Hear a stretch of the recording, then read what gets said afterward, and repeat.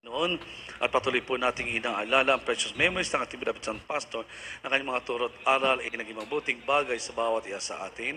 Pagbati din po sa lahat po ng ating mga kapatiran, Luzon, Visayas at Mindanao, maging dyan po sa ibayong dagat. Isang magandang hapon na po sa inyong lahat. Purihin po ang ating pinakamamahal na Panginoon. Amen, praise God. Mga mahal, ang sabi po ng mga kasulatan, wala pong pinakamabalad na tao, kundi tayong namahal ko na nabiyayaan ng dakilang ebanghelyo ng ating pinakamamahal na Panginoon. Amen?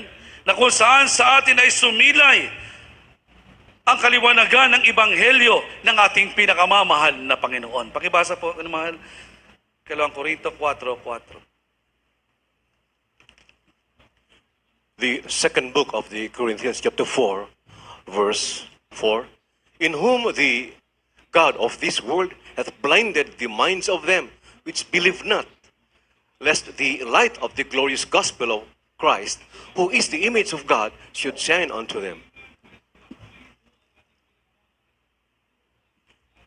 Dito po si 2 Korinto, kabanatang 4, talatang 4. Na binulag ng Diyos ng sanlibutan ito ang mga pag-iisip ng mga hindi nagsisampalataya upang sa kanila huwag sumilang ang kaliwanagan ng ebanghelyo ng kaluwalhatian ni Kristo na siyang larawan ng Diyos. Amen.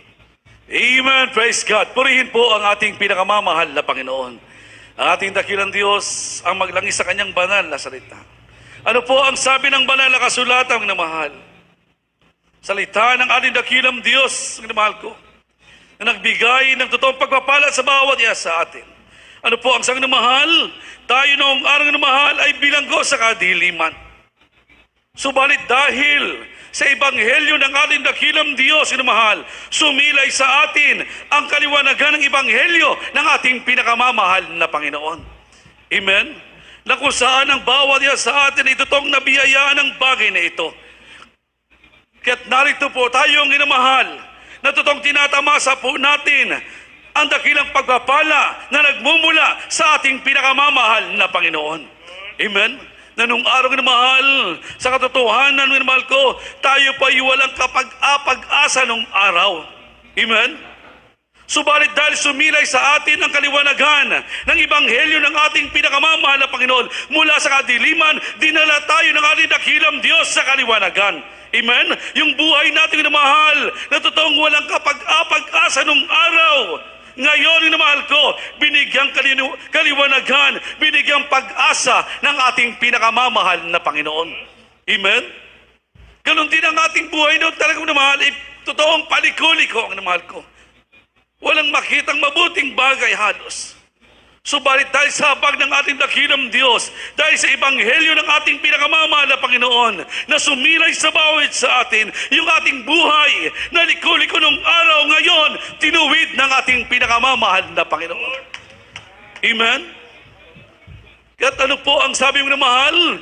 Ito ay patunay lamang na ang ating dakilang Diyos ay sumasa atin. Amen? Patunay lamang nakasama natin ang ating pinakamamahal na Panginoon. Amen?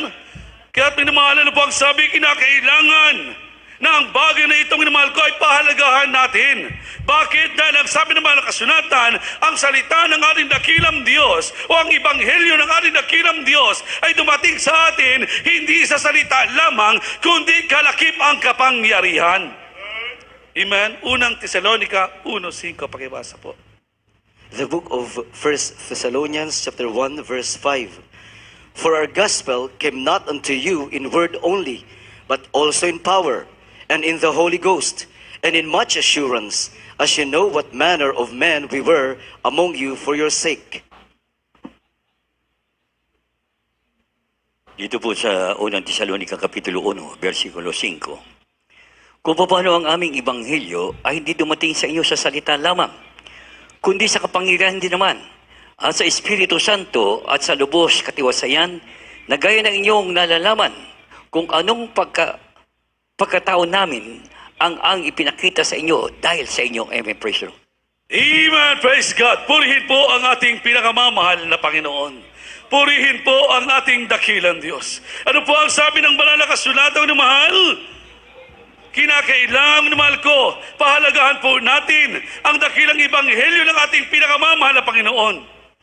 Bakit? Dahil ang sabi ng banal na kasulatan, ang ebanghelyo ng ating dakilang Diyos, ito ay dumating sa atin hindi sa salita lamang, kundi kalakip nito ang kapangyarihan. Amen? Hindi sa ating lakas, mahal, hindi sa ating talinong mahal, kundi ito ay pagpapala kaloob ng ating pinakamamahal na Panginoon. Amen? Kaya ano po ang sabi ng mahal? Huwag po tayo maglumihanan. Amen? Ano man ang nangyayari sa ating kapaligiran, mga mahal, ano man nangyayari sa mundo natin, mga mahal, na para bagang wala ng katapusan. Huwag po tayong maglumihanan, mga mahal, na andyan man ang kaguluhan, ang kahirapan, huwag po tayong maglumihanan, mga mahal.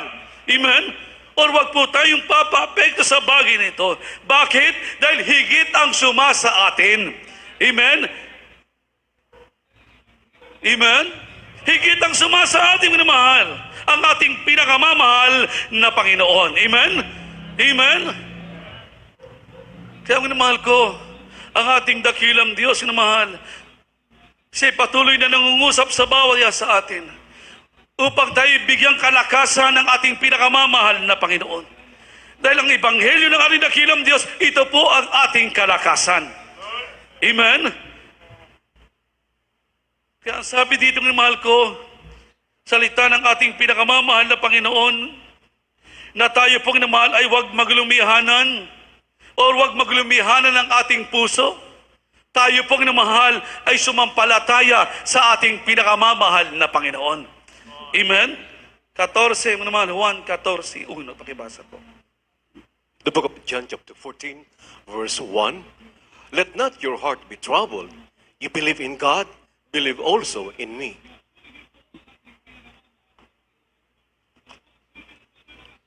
Ang Ebanghelyo ayon kay Juan, Kapitulo 14, versikulo 1. Huwag magulumihanan ang inyong puso.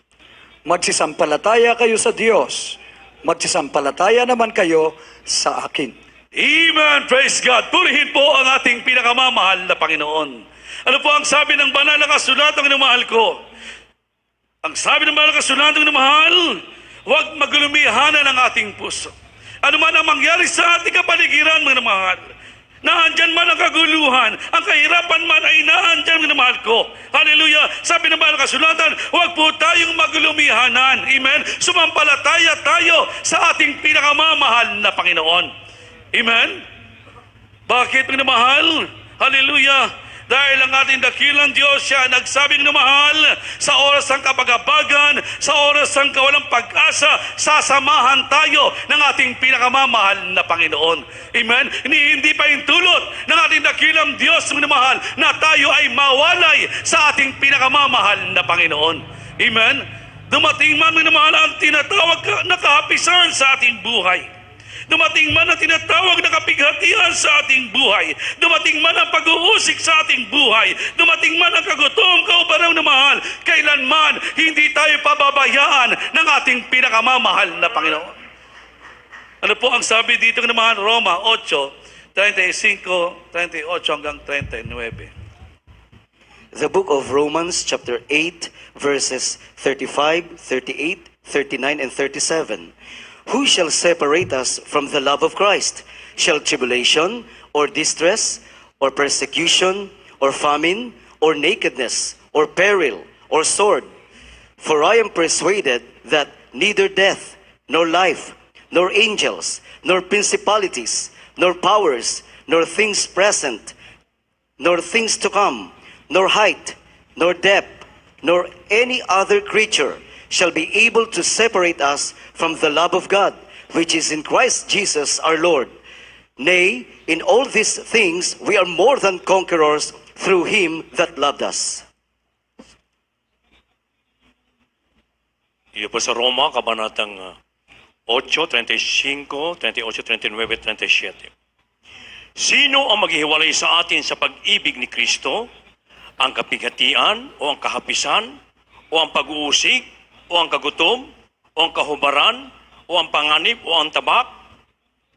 Sapagat ako'y naniniwalang lubos na kahit ang kamatayan man, kahit ang buhay, kahit ang mga anghel, kahit ang mga pamunuan, kahit ang mga bagay na kasalukuyan, kahit ang mga bagay na darating, kahit ang mga kapangyarihan, kahit ang kaitaasan, kahit ang kababaan, kahit ang alinmang ibang nilalang, ay hindi makapaghihiwalay sa atin sa pag-ibig ng Diyos na nasa kay Jesus na Panginoon natin. Hindi, kundi sa lahat ng mga bagay na ito, tayo higit pa sa mga mapagtagumpay sa pamagitan niyon tumawag sa atin ay umibig. Amen. Amen! Praise God! Purihin po ang ating pinakamamahal na Panginoon. Purihin po ang ating dakilang Diyos sa buhay. Palakpakan po nating malakas ang ating pinakamamahal na Panginoon. Ano po ang sabi ng banal na kasulatan, mga namahal? Hanggat tayo namahal ay nasa kamay ng ating pinakamamahal na Panginoon. Hanggat tayo namahal ay umiibig sa ating dakilang Diyos sa buhay. Hanggat sumasa ating namahal ang dakilang ebanghelyo ng ating dakilang Diyos sa bawat isa sa atin. Ang sabi ng mga kasulatan, namahal, kailanman hindi pa tulot ng ating dakilang Diyos na tayo po ay mawalay sa ating pinakamamahal na Panginoon. Amen?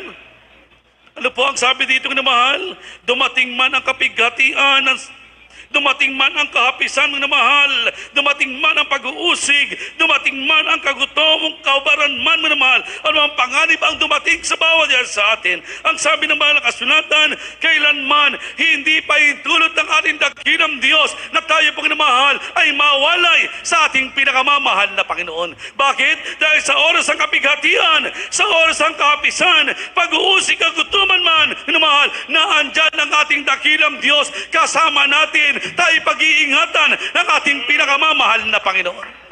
Amen?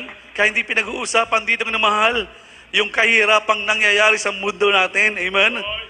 Amen? Hindi na dito pinag-uusapan na mahal yung kaguluhang nangyayari sa mundo natin. Bakit? Dahil meron tayong Diyos na tagapagligtas. Amen? Meron tayong namahal. Ang ating dakilang Diyos ay higit sa lahat. Amen? Hallelujah! Higit ang ating dakilang Diyos na mahal sa kahirapan ng sanlibutan ito. Amen? Kung sila'y nasa kahirapan, sila'y nananatili sa kahirapan, tayong naglilingkod sa ating dakilang Diyos, manatili tayo sa habag at patnubay, pagpapala ng ating pinakamamahal na Panginoon. Amen? Kaya sabi di na mahal, hindi ang kaubaran, hindi ang kaapisan, hallelujah, hindi ang kapighatian ang magpapawalay sa atin sa pag-ibig ng ating pinakamamahal na Panginoon.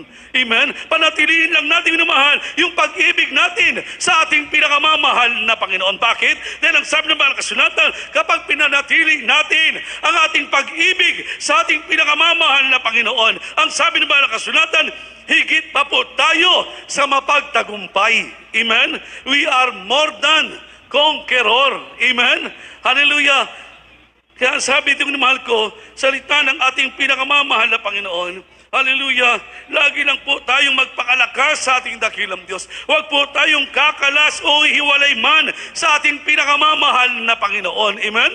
Hayaan natin yung problema. Hayaan natin yung mga pagsubok na yan, minamahal. Ang mahalaga na andyan ka, nagpupuri ka, hallelujah, lumuluwalhati ka sa ating pinakamamahal na Panginoon. Amen? Dahil ang pagpapala ng ating dakilang Diyos ay para lamang saan? Doon sa mga gumagawa ng mabuti. Amen? Ano po ang sabi ng mahal? Roma 11:22. Pakibasa po. The book of Romans, chapter 11, verse 22. Behold, therefore, the goodness and severity of God on them which fell severity, but toward thee goodness, otherwise thou also shalt be cut off.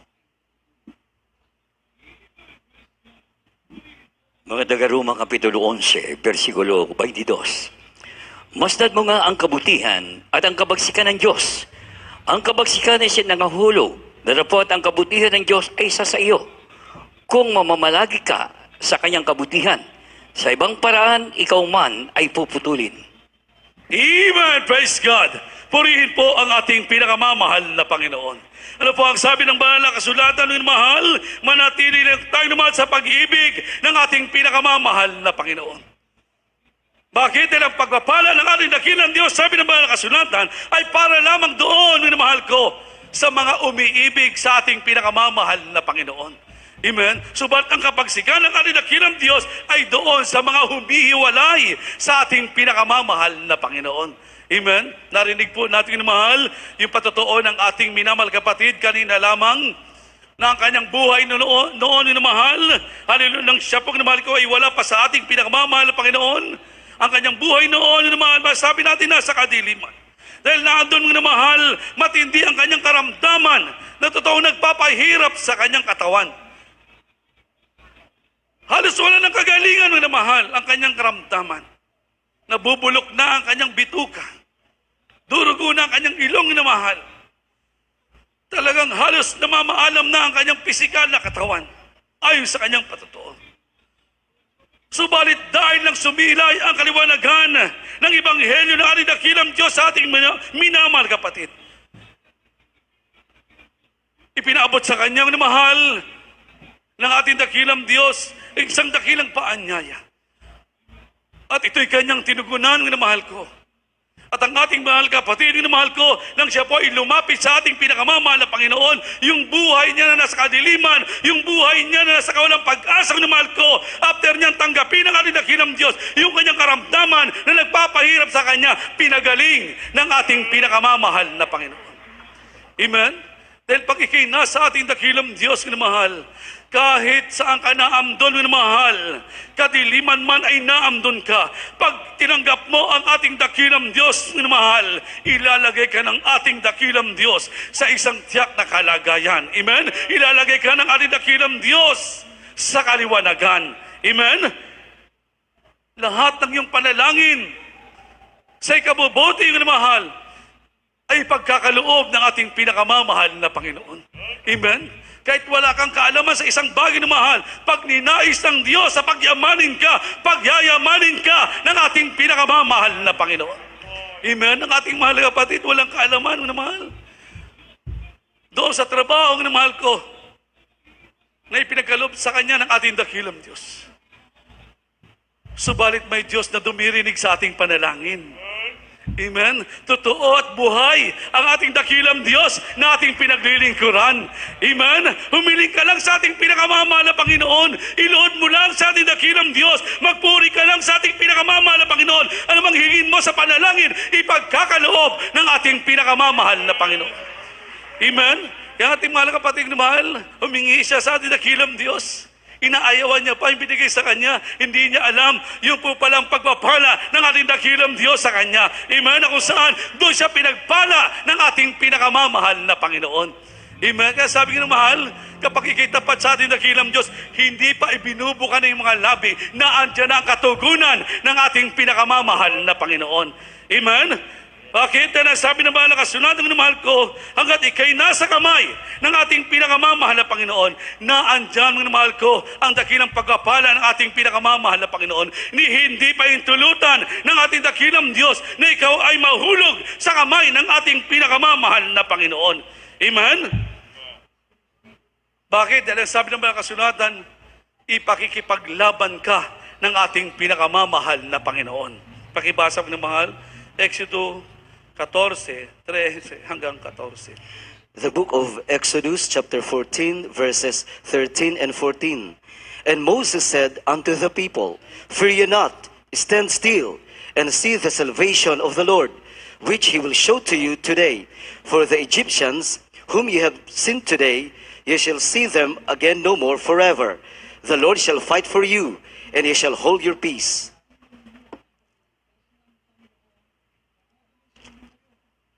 Dito po sa aklat ng Exodo, versikulo 14, kapitulo 14, versikulo 13 at 14. At sinabi ni Moises sa bayan, Huwag kayong matakot, tumigil kayo at tingnan ninyo ang pagliligtas ng Panginoon na gagawin sa inyo ngayon, sapagkat ang mga Ehipsyo na inyong nakikita ngayon ay hindi na ninyo uli makikita magpakailanman. Ipakikipaglaban kayo ng Panginoon at kayo'y tatahimik. Amen. Praise God. Purihin po ang ating pinakamamahal na Panginoon. Ano po ang sabi ng banal na kasulatan na mahal? Ang ating dakilang Diyos na totoong tumawag sa bawat sa atin Ang sabi ng mga nakasulat naman, ipakikipaglaban tayo ng ating pinakamamahal na Panginoon. Amen? Kaya hindi pinag-uusapan dito yung kahirapan, minamahal. Yung problema, yung kabigatan, minamahal. Yung kahapisan, kalungkutan, kawalang pag-asa. Hindi pinag-uusapan po dito yung minamahal. Amen? Bakit? Dahil meron tayong Diyos na tagapagligtas. Amen? Ipaglaban tayo ng ating pinakamamahal na Panginoon. Amen. Patuloy lang tayong dumalangin, dumaing, manambitan sa ating dakilang Diyos. Patuloy lang tayong lumakad na may kababaan sa paningin ng ating pinakamamahal na Panginoon. Patuloy lang tayong lumakad sa Espiritu. Yan sabi dito ni mahal, kapag sinagawa po natin ang bagay na yan, at isasagawa pa po natin ang bagay na ipinagagawa ng ating pinakamamahal na Panginoon. Ano po ang sabi dito na mahal? Na kung saan ito ang dapat isagawa ng bawat iya sa atin? Ang sabi ng mga kasunatan, unang Juan 2:28 at sundan ng Roma 8:18 at huling talata, Juan 14:2 The first book of John, chapter 2, verse 28. And now, little children, abide in him, that when he shall appear, we may have confidence and not be ashamed before him at his coming.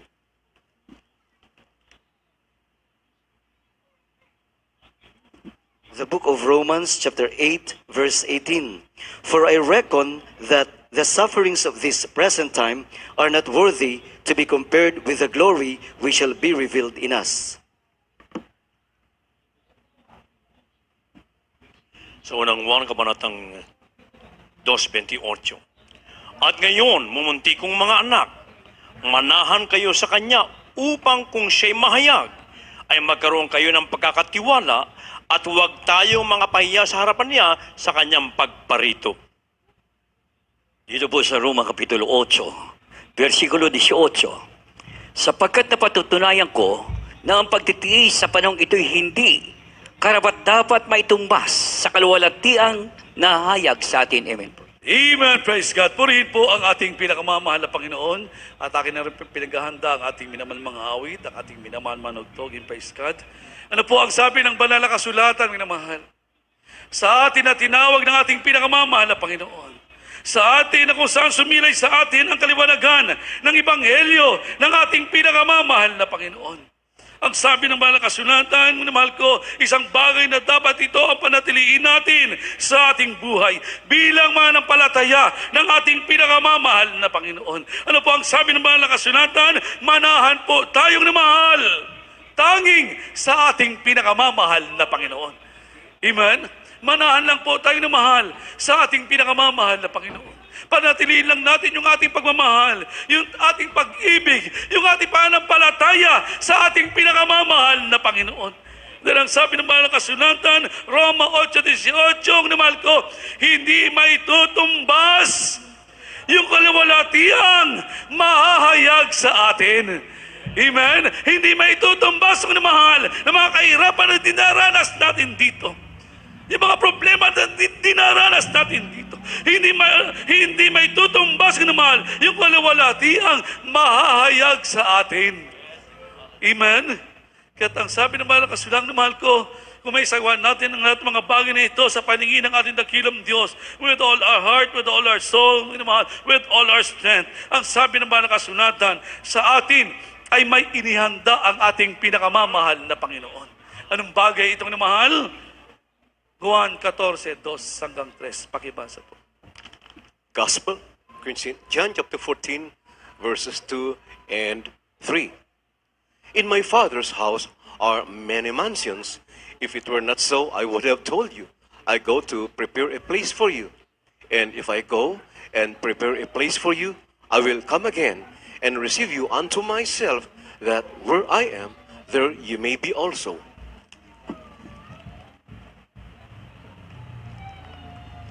Ang Ebanghelyo ayon kay Juan, Kapitulo 14, versikulo 2 at 3.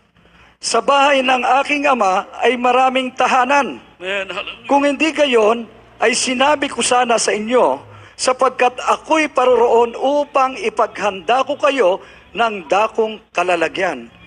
At kung ako'y pumaroon, at kayo'y maipaghanda ng kalalagyan, ay muling paririto ako, at kayo'y tatanggapin ko sa aking sarili upang kung saan ako naroroon, kayo naman ay dumuon.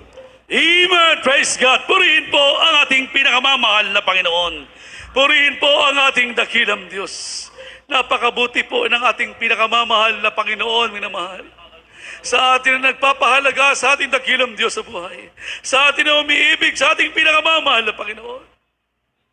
Ang sabi ng mahal na kasulatan, minamahal, hindi may tutumbas yung kalawalatiang maayag sa bawat isa sa atin. Na kung saan, kung dumating man ang pagkakataon, minamahal, na tayo dagitin ang ating pinakamamahal na Panginoon. Ang sabi ng banal na kasulatan, ang ating dakilang Diyos ay may inihanda sa bawat isa sa atin. Na ang sabi ng banal na kasulatan, sa bahay ng aking Ama ay maraming tahanan. Kundi gayon, ay sinabi ko sana sa inyo, sapagat ako'y paroroon upang ipaganda ko kayo ng dakong kalalagyan. Purihin po ang ating pinakamamahal na Panginoon. Purihin po ang ating dakilang